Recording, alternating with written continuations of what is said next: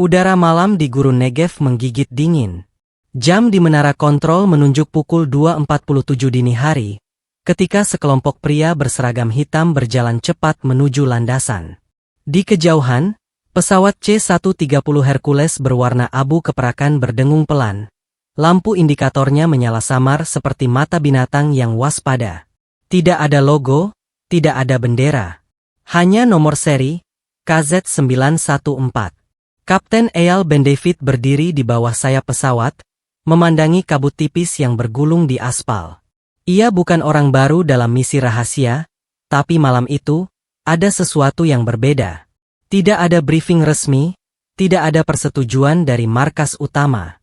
Perintah datang langsung dari Kementerian Pertahanan dengan satu pesan singkat. Operasi Oron. Kode hitam. Tidak ada catatan penerbangan. Tidak ada komunikasi eksternal. Kapten, kita berangkat 5 menit lagi, kata Mayor Liras, pemimpin tim darat. Koordinat sudah diunggah ke sistem navigasi. Tujuan, Atlantik Tengah. Tapi, ia menunduk sedikit, tanpa izin dari NATO. Eyal mengangguk, tapi matanya tajam. Tanpa izin berarti tanpa perlindungan udara. Siapa yang akan menjemput kita di sana? Tidak disebutkan, jawab Liras singkat. Dan jangan tanya lebih jauh. Di dalam kargo pesawat, 12 anggota unit KFIR hitam duduk dengan wajah tegang. Tak ada yang bicara.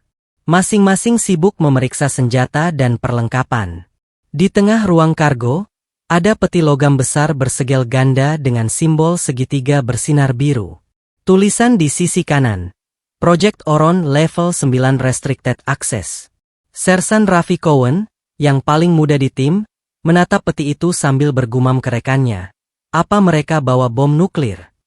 Rekannya, Yonatan, menegur pelan, jangan asal ngomong, Raf. Katanya ini energi baru, bukan senjata. Raffi menggeleng. Energi baru apa yang harus dijaga pakai 12 pasukan elit bersenjata penuh? Lampu kabin berkedip 3 kali, tanda siap terbang. Eyal masuk ke kokpit bersama kopilot Miriam, satu-satunya perempuan dalam operasi itu. Tangannya gemetar saat menekan tombol autopilot. Kau yakin jalur ini aman? Miriam menatap layar radar yang menampilkan jalur biru menembus lautan Atlantik. Aman menurut data. Tapi sinyalnya seperti kabur.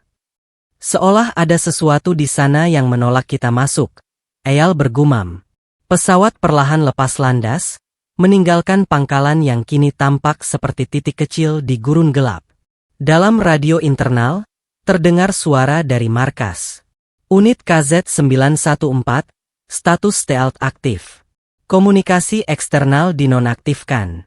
Semoga Tuhan menyertai kalian. Setelah itu, hening total.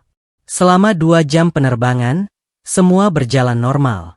Pasukan mulai rileks, beberapa tertidur, yang lain berbicara pelan. Namun ketika mereka melewati garis bujur 64 derajat barat, layar radar mulai bergaris, seperti televisi rusak. Kapten, sensor elektromagnetik melonjak, lapor Miriam. Kompas berputar liar. Eyal memukul sisi konsol. Ganti frekuensi radio, coba buka jalur cadangan. Tak ada respon. Hanya dengungan statis dan suara aneh, seperti gema dari suara manusia yang terdistorsi waktu. Raffi yang duduk di dekat jendela menyalakan kamera helmnya. Aku mau pastikan ini terekam. Lihat keluar sana, langitnya. Langit berubah warna. Dari biru tua menjadi ungu kehijauan, seperti aurora yang berdenyut. Awan berputar spiral, membentuk pusaran cahaya di depan mereka. Ini bukan badai biasa, kata Miriam dengan nada panik. Aku tak bisa mengendalikan altitudenya. Eyal menarik tuas kendali keras-keras. Naikkan ketinggian, cepat. Namun semua instrumen mati serentak. Lampu kabin padam. Hanya suara detak jantung para prajurit yang terdengar dalam gelap. Pesawat mulai bergetar hebat, alarm berbunyi tanpa henti. Turunkan muatan. Kita kehilangan kontrol, teriak Yonatan. Tapi Eyal tahu, tak ada gunanya. Dalam kegelapan itu, Terdengar suara lain, suara perempuan, bukan dari awak, bukan dari radio, melainkan dari, entah di mana. Kalian tidak seharusnya ke sini. Miriam membeku. Siapa yang bicara itu? Tak ada jawaban. Hanya getaran seperti gempa di udara. Pesawat terseret maju ke dalam pusaran cahaya. Raffi sempat melihat jam tangannya menunjukkan pukul 2.59, sebelum semuanya putih menyilaukan. Kemudian, hening. Di menara kontrol Negev, operator radar melapor. Komandan, pesawat KZ-914 menghilang dari layar. Coba ulangi transmisi. Sudah, Sir. Tidak ada sinyal. Dan, semua data penerbangan baru saja terhapus otomatis. Komandan menatap layar hitam dengan wajah pucat. Terhapus? Dari semua server. Operator mengangguk pelan. Ya, seolah pesawat itu tak pernah ada. Kabut putih menelan pesawat sepenuhnya. Saat cahaya menyilaukan memudar, Eyal Ben David membuka matanya dengan napas tersengal. Lampu darurat menyala redup, berkelap-kelip seperti lilin di ruang kematian. Bau asap terbakar dan logam panas memenuhi kabin. Pesawat C-130 KZ-914 tampak masih utuh. Tapi semua sistem elektronik benar-benar mati. Status semua, teriak Eyal. Satu persatu prajurit menjawab, sebagian dengan suara serak dan panik. Semua hidup, tapi alat komunikasi mati, Kapten. Senjata aman, tapi GPS tidak menunjukkan koordinat. Miriam menatap layar navigasi yang kini hanya menampilkan simbol no signal. Kita seharusnya berada di atas Samudra Atlantik, tapi tidak ada bintang, tidak ada referensi arah. Bahkan kompas berputar seperti gila. Raffi Cohen mengintip keluar jendela. Langit, kenapa warnanya begini? Semua menoleh. Di luar sana, langit tampak seperti aurora hidup, campuran ungu, hijau, dan biru elektrik yang berputar lambat. Tak ada horizon, hanya kabut dan kilatan cahaya yang muncul dan lenyap seperti denyut jantung raksasa. Eyal mencoba menyalakan ulang mesin utama. Tak ada reaksi. Seolah pesawat menolak bangun. Ia menghela napas dalam. Kita harus manual. Miriam, turunkan ketinggian, cari permukaan air atau daratan. Tanpa alat navigasi, kita bisa jatuh, Kapten. Kita sudah jatuh, Miriam. Hanya belum menyadarinya. Pesawat mulai turun perlahan, sayapnya bergetar hebat.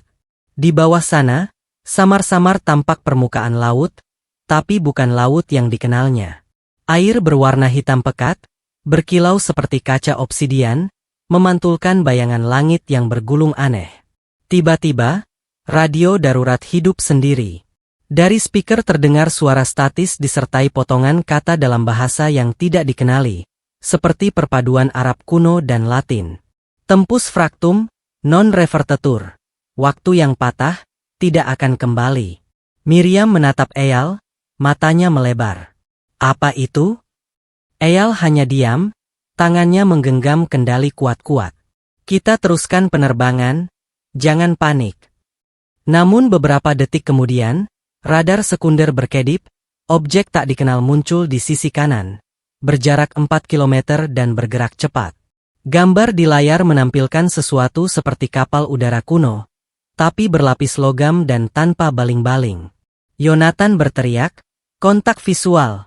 Jam 2, objek besar mendekat cepat. Raffi langsung menyalakan kamera helm. Astaga, itu bukan pesawat, itu sesuatu dari masa lalu. Objek itu tampak seperti Zeppelin perang tahun 1940-an, tapi tubuhnya terbakar separuh, melayang perlahan di udara tanpa sumber tenaga. Dari bawahnya, muncul sinar merah yang menyorot pesawat mereka. Eyal, benda itu memindai kita, teriak Miriam. Seketika sistem di pesawat kembali aktif, tapi malah menampilkan angka-angka acak di layar. Koordinat berubah terus, jam menunjukkan pukul 14.26 tahun 1954, lalu berkedip menjadi pukul 11.03 tahun 2081. Eyal menatap layar dengan napas berat. Ini bukan gangguan alam, ini manipulasi waktu. Tiba-tiba, Zeppelin itu meledak tanpa suara, berubah menjadi debu bercahaya yang tersedot ke langit. Pusaran cahaya kembali muncul di depan mereka, jauh lebih besar dari sebelumnya. Dari tengah pusaran, keluar suara bergema, kali ini dalam bahasa Ibrani yang jelas. Kembalilah, atau lenyap bersama waktu. Miriam menjerit, kita tidak bisa keluar, Eyal. Mesin terkunci. Eyal menatap peti besar, Project Oron, di ruang kargo yang mulai bergetar hebat. Segel birunya menyala lebih terang, memancarkan kilatan seperti denyut nadi. Raffi, pastikan peti itu aman. Raffi berlari, tapi sebelum sempat menyentuhnya, lantai pesawat bergetar keras. Cahaya biru menyambar keluar dari celah peti, membentuk pola segitiga bercahaya di udara. Dari pola itu, muncul siluet manusia, transparan, seperti bayangan hologram. Kontak visual tak dikenal. Semua siaga, seru Yonatan. Bayangan itu berbicara, suaranya menggema di seluruh kabin. Kalian membawa sumber celah. Dunia tidak siap untuk membuka kembali gerbang waktu. Eyal maju selangkah. Siapa kau? Apa yang terjadi di sini? Kami adalah sisa dari mereka yang terperangkap. Setiap kali manusia mencoba menembus batas Bermuda, waktu menelan mereka. Tiba-tiba, semua lampu mati lagi. Pesawat bergetar semakin hebat, lalu meluncur tajam ke bawah. Suara mesin meraung seperti binatang terluka. Miriam berteriak, kita kehilangan altitude. Braaak. Pesawat menghantam sesuatu keras. Gelap. Hening. Beberapa menit berlalu. Raffi membuka matanya perlahan. Kepalanya berdarah, tapi tubuhnya masih utuh. Ia melihat ke sekeliling, pesawat tergeletak di atas daratan yang tak dikenal. Dikelilingi pepohonan logam dan udara berwarna violet. Kapten, kita, di mana ini? Bisiknya lemah. Eyal, yang setengah pingsan, memandang keluar jendela dan melihat siluet menara tinggi di kejauhan, seperti reruntuhan kota yang tak tercatat dalam sejarah. Ia menarik napas panjang, lalu berkata lirih, selamat datang di tempat yang tidak seharusnya ada. Segitiga Bermuda. Ketika kesadaran mulai kembali, udara pertama yang dihirup Raffi terasa aneh, seperti udara lembab yang bercampur dengan listrik statis. Ia bangkit perlahan dari reruntuhan kargo pesawat yang kini tergeletak di atas tanah logam berwarna biru keabu-abuan. Di atasnya, langit berputar pelan, bukan seperti awan, tapi seperti pusaran air raksasa yang tak pernah berhenti. Kapten, kau dengar aku? Suara Raffi serak, tapi cukup keras untuk membangunkan Eyal yang tergeletak beberapa meter darinya. Eyal menatap sekitar dengan pandangan kosong. Mesin pesawat terbakar pelan, menimbulkan asap tipis berwarna ungu. Beberapa anggota tim lain mulai bergerak. Yonatan, Miriam, dan 3 prajurit lainnya yang masih hidup. Sisanya, diam tanpa suara, tertimbun logam atau hilang entah kemana. Kita, mendarat? Tanya Miriam, matanya liar mencari horizon. Tapi yang tampak hanya daratan luas penuh reruntuhan logam. Seperti puing pesawat dan kapal dari berbagai era, kapal perang kayu, jet tempur modern, bahkan bangkai kapal selam dengan lambang Jepang tua. Ini bukan bumi yang kita kenal, ujar Eyal perlahan. Ia menatap kompas digital di pergelangan tangannya. Jarumnya berputar gila tanpa arah. Jam menunjukkan tahun 2049. Raffi menelan ludah. Kita melompat waktu, Kapten. Entah ke depan atau ke belakang. Tidak, sahut suara berat di belakang mereka. Semua menoleh cepat, senjata terarah. Dari balik reruntuhan kapal tua, muncul seorang pria renta dengan jenggot putih panjang dan pakaian lusuh seperti dari era Perang Dunia Kedua. Di tangannya tergenggam senter kuning usang. Aku sudah menunggu kalian, katanya dengan suara serak. Kalian bukan yang pertama jatuh di sini, tapi mungkin yang terakhir. Eyal menatap tajam. Siapa kau? Namaku Kolonel Mark Anderson, Angkatan Laut Amerika. Tahun terakhir yang kuingat, 1945 kapalku, USS Cyclops, tersedot ke badai biru. Dan kami tiba di tempat ini, mereka menyebutnya perut waktu. Raffi menatap heran. Kau bilang, mereka? Siapa yang lain? Anderson menunjuk ke lembah di bawah sana. Dari kejauhan tampak kamp besar dengan api unggun dan tenda-tenda yang dibangun dari reruntuhan logam. Ada manusia di sana, berpakaian aneh, dari berbagai masa. Seorang pilot Inggris dengan topi perang, tentara Jerman, bahkan wanita berpakaian 1800-an yang membawa lampu minyak. Semua orang yang hilang di segitiga bermuda berakhir di sini, jelas Anderson. Waktu di tempat ini tak berjalan linear.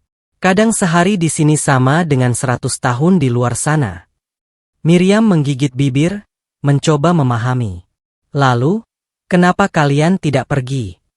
Kolonel menatap mereka lama. Tak ada yang bisa pergi. Tapi ada sesuatu di bawah tanah, sumber energi yang membuat tempat ini tetap hidup. Kami menyebutnya jantung Bermuda. Eyal menatap peti logam, Project Oron, yang kini tergeletak miring di samping bangkai pesawat mereka. Segelnya sudah terbuka sedikit, cahaya biru samar memancar keluar. Apakah energi itu mirip ini? Anderson menatap peti itu lama, lalu langkahnya melemah. Tidak mungkin. Kalian membawanya lagi? Kalian bodoh. Itulah kunci portal waktu. Setiap kali benda seperti itu aktif, dunia ini akan retak. Tiba-tiba tanah bergetar pelan. Raffi hampir jatuh. Dari kejauhan terdengar suara bergema seperti teriakan ratusan orang sekaligus. Angin berhembus kuat membawa bisikan-bisikan aneh. Kembalikan sumbernya, jangan buka gerbang. Langit di atas mereka mulai berdenyut. Cahaya biru keluar dari peti, menembus awan ungu, membentuk menara cahaya ke angkasa. Di sekitarnya, bayangan-bayangan muncul, manusia tanpa wajah, tubuh transparan yang bergerak pelan mendekati pesawat. Raffi menyalakan kamera helm. Apa itu, Tuhan? Anderson berteriak, itu mereka. Korban waktu. Jiwa yang terjebak di antara masa lalu dan masa depan. Eyal mengangkat senjata, tapi peluru yang ditembakkan menembus tubuh makhluk itu dan menghilang seperti asap. Tidak mempan. Karena mereka bukan hidup, seru Anderson. Mereka eksistensi tanpa masa, tertarik pada energi dari Project Oron. Miriam mencoba menutup peti itu, tapi semakin kuat ia menekannya, semakin besar cahaya yang keluar. Lalu dari dalam cahaya terdengar suara bergema. Manusia tak pernah belajar. Kalian membuka luka waktu untuk kedua kalinya. Tanah pecah di sekitar pesawat. Dari bawah muncul struktur logam kuno berbentuk spiral, memancarkan gelombang biru. Raffi merasa kepalanya berdenyut kuat, seperti melihat kilas balik ribuan peristiwa sekaligus. Kapal karam, pesawat jatuh, perang, hingga kota masa depan yang hancur. Eyal memeluk Miriam yang hampir terjatuh. Kita harus mematikan inti ini sebelum semuanya runtuh. Anderson menatap langit yang kini membelah dua. Kalau kalian mematikannya, mungkin kalian bisa keluar, tapi sebagian dari kalian tidak akan pernah kembali sama. Raffi menatap cahaya itu dengan mata berkaca. Aku rela, asal kita bisa pulang. Eyal mengangguk, menatap peti yang bergetar semakin hebat. Baik, kita akhiri ini, atau dunia akan terus menelan waktu yang bukan miliknya. Mereka mendekat bersama. Cahaya semakin terang. Bayangan-bayangan tanpa wajah semakin banyak, berdiri melingkari mereka. Di tengah kekacauan itu, suara mendalam bergema sekali lagi, berat dan tanpa emosi. Gerbang waktu akan memilih siapa yang layak kembali. Dan dalam sekejap, semua berubah putih. Cahaya biru dari inti, Project Oron, menjalar ke segala arah, menembus tanah, udara, bahkan tubuh manusia. Suara seperti ribuan detak jantung berdentum di udara, menandakan sesuatu yang besar akan lahir dari kedalaman waktu. Raffi memejamkan mata, telinganya berdengung. Ketika ia membukanya kembali, dunia telah berubah. Warna langit kini hitam kebiruan, Dan di sekeliling mereka berdiri puluhan bayangan waktu, sosok-sosok manusia transparan tanpa wajah. Tubuhnya bergetar seperti ilusi di bawah air. Mereka tidak berteriak, tidak bergerak cepat. Tapi setiap langkah mereka menimbulkan gelombang suara seperti bisikan doa yang terdistorsi. Eyal berteriak, "Semua siaga! Jangan biarkan mereka mendekat." Yonatan menembakkan peluru otomatis ke arah mereka, tapi seperti sebelumnya, peluru hanya menembus dan menguap menjadi percikan cahaya. Salah satu bayangan menembus tubuh Yonatan, dan seketika lelaki itu jatuh ke tanah. Tubuhnya membeku seperti patung kaca sebelum pecah menjadi debu perak. Raffi menjerit, "Yonatan! Tuhan, mereka menyerap waktu hidup kita." Miriam menggenggam senjata erat-erat, wajahnya penuh ketakutan. "Kalau begitu, kita tak bisa melawan dengan cara biasa." Kolonel Anderson yang berdiri di belakang mereka mengangkat tongkat logam kuno yang diambil dari reruntuhan. Energi mereka bisa distabilkan. Dulu aku melihat sekelompok pilot mencoba mengurungnya dengan medan elektromagnetik. Tapi mereka gagal karena kekurangan daya. Eyal memandang peti, Project Oron, yang kini berdenyut seperti jantung hidup. Kalau inti ini yang membuka portal, mungkin juga bisa menutupnya. Tapi bagaimana mengendalikannya? Tanya Raffi. Anderson menghela napas berat. Dengan mengorbankan seseorang untuk menjadi penyeimbang waktu. Sebelum ada yang menjawab, bayangan waktu bergerak cepat. Mereka menyatu satu sama lain, membentuk sosok besar, raksasa tanpa bentuk pasti. Wajahnya berupa topeng hitam berisi ribuan wajah yang menangis. Suara mereka bergema, seperti nyanyian kematian. "Kalian datang membawa sumber waktu. Kalian tak akan pulang tanpa menebusnya."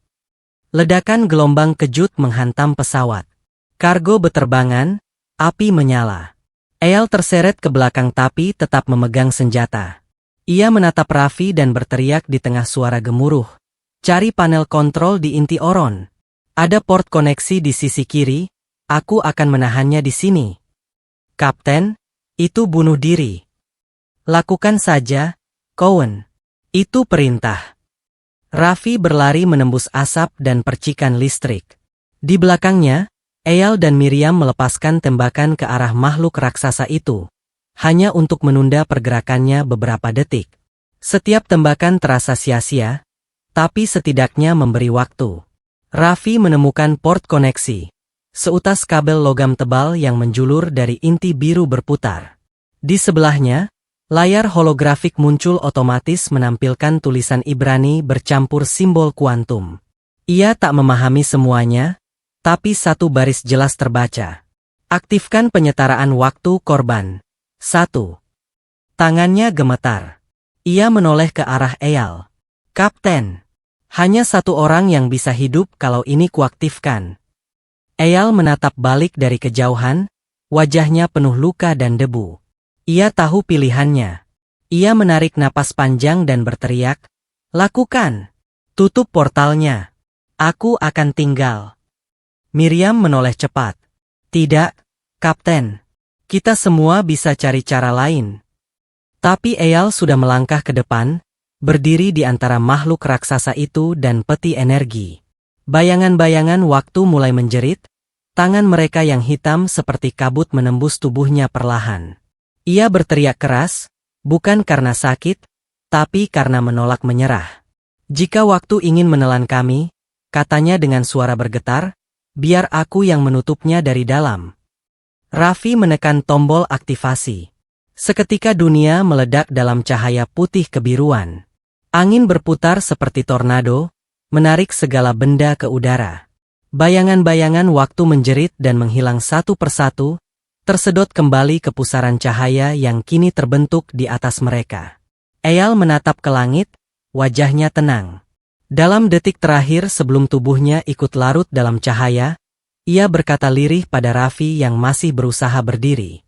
"Kalau kau pulang, katakan pada mereka, waktu bukan milik kita." Kemudian semuanya hening. Raffi jatuh tersungkur di tanah. Hanya suara napas Miriam yang masih terdengar di antara sisa angin. Peti, Project Oron, kini redup. tak lagi bersinar. Kolonel Anderson berdiri terpaku, wajahnya basah oleh air mata yang tak disangka masih bisa ia keluarkan setelah puluhan tahun terjebak. Dia menutup portalnya, bisiknya. Untuk pertama kalinya, tempat ini berhenti berputar. Langit yang tadinya berwarna ungu kini berubah perlahan menjadi biru muda. Sinar matahari sejati, menembus awan. Tapi bersamaan dengan itu, daratan mulai retak. Waktu yang tadinya beku kini bergerak lagi, menelan apapun yang masih tertinggal. Raffi membantu Miriam bangun. Kita harus keluar dari sini sebelum semuanya runtuh. Anderson menunjuk ke arah celah di udara, portal kecil berputar yang muncul di depan mereka. Itu pintunya. Tapi hanya cukup untuk 2 orang. Pergilah. Raffi menatap Anderson. Bagaimana denganmu? Tempatku di sini, jawab pria tua itu sambil tersenyum. Aku sudah terlalu lama menunggu saat ini. Tanpa waktu berpikir, Raffi dan Miriam melangkah ke portal yang berputar cepat. Cahaya biru menelan mereka berdua. Di belakang, dunia dalam bermuda runtuh perlahan seperti pasir yang tertiup angin, membawa serta sisa makhluk-makhluk waktu yang tak sempat menghilang. Ketika cahaya padam, hanya keheningan yang tersisa, dan sebuah peti logam terbuka dengan tulisan pudar di sisinya. Project Oron Mission Incomplete. 3 hari setelah pesawat C-130 Israel dinyatakan hilang, Laut Atlantik tetap bergolak seolah menelan rahasia yang tak ingin dibuka siapapun. Di tengah badai ringan, sebuah kapal nelayan tua asal Kuba bernama Santa Maria Azul mendadak kehilangan sinyal GPS. Kaptennya, Miguel Ortega, melihat sesuatu berkilau di atas permukaan air. Saat mereka mendekat, air laut terasa hangat, tak biasa untuk kawasan itu. Dari pusaran kecil yang memantulkan cahaya biru, muncul lembaran logam besar, separuh terbakar, bertuliskan huruf Ibrani. IDF. Para nelayan terdiam. Salah satu dari mereka bersumpah melihat seberkas bayangan manusia muncul di balik ombak, lalu menghilang. Mereka menarik logam itu ke kapal, namun anehnya, semua kompas berhenti bekerja selama beberapa menit. Seolah logam itu masih membawa sisa energi dari dunia lain. Di Tel Aviv, markas militer Israel diliputi keheningan menegangkan. Ruang komunikasi utama, yang seminggu lalu kehilangan kontak dengan pesawat Kfir Unit, tiba-tiba menerima transmisi data terenkripsi. File itu datang dari alamat frekuensi yang seharusnya sudah dinonaktifkan. Sersan Tamar membuka file itu. Ternyata video dari kamera helm milik Raffi Cohen. Dalam video yang kabur oleh gangguan elektromagnetik, terlihat wajah-wajah pasukan yang lelah, berlumuran lumpur. Di belakang mereka, langit berwarna ungu, dan di kejauhan tampak bangkai kapal dari berbagai zaman. Suara Eyal terdengar berat, seakan berbicara dari antara 2 dunia. Jika video ini sampai ke kalian, artinya kami sudah gagal membuka portal dengan benar. Tapi ketahuilah, kami masih hidup. Hanya saja, waktu tak lagi sama di sini. Ia menatap kamera dengan pandangan kosong, seolah melihat sesuatu jauh di belakang layar. Kemudian Eyal melanjutkan. Kami menemukan sesuatu yang bukan buatan manusia. Tempat ini adalah penjara waktu. Setiap generasi yang hilang di laut ini tidak benar-benar mati. Mereka hanya tersesat di masa yang berbeda. Suara petir menggema di video, lalu semua anggota pasukan menoleh ke langit. Di sana, muncul cahaya biru berputar, makin lama makin besar. Raffi berteriak sesuatu dalam bahasa Ibrani yang tak sempat diterjemahkan, lalu layar berubah gelap.